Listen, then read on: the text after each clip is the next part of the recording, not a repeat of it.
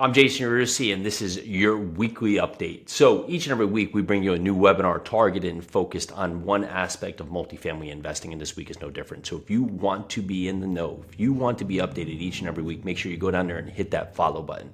I'm Jason Rusi of Rusi Holdings. We're a multifamily investment firm here in Middle Tennessee, and today we're going to talk about maximizing returns of your value add strategy. So the question is, I've brought this property, now what? Well, hopefully you've prepared a plan, have gone and diligently reviewed that plan, have stress tested that plan, have worked with your team both internally and externally to identify whether or not that plan would be sufficient for your property. So when we look at value add properties, we ultimately want to get to the fact and simplicity that we're going to get back our money in 3 to 5 years. So if we're doing things proactively on the property, that's going to increase that value, right? So if we do something and do a renovation, whether it be into the interior unit, the cost of that renovation is going to be recouped with the value of increased income that we create in our property within 3 to 5 years. So for example, if we can go in there and a cost of renovation, say for the interior is $5,000, and ideally we spend something now with that $5,000 spend, it gets at $100 of rent each month.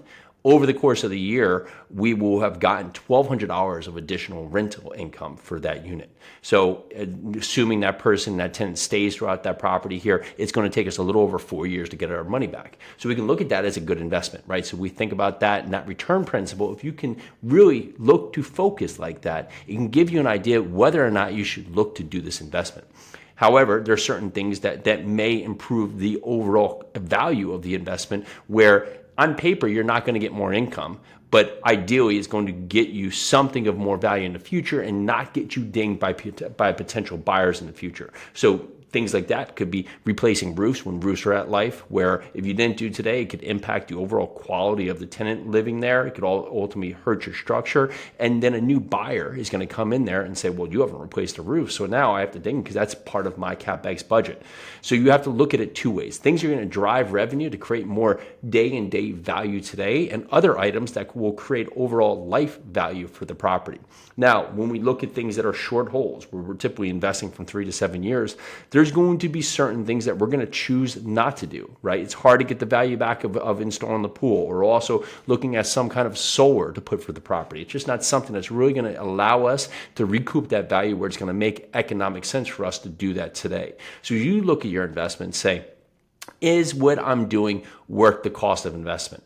If you are going to put in $15,000, $17,000 per unit, and you're only going to get $100 or $200, where in fact you could put in $3,500 and get $50, what's inherently going to make the most sense for you, right? The upfront cost is very, very high from that front. So you're going to spend more money getting to a certain income that has very few additional return value over something of a lower impact.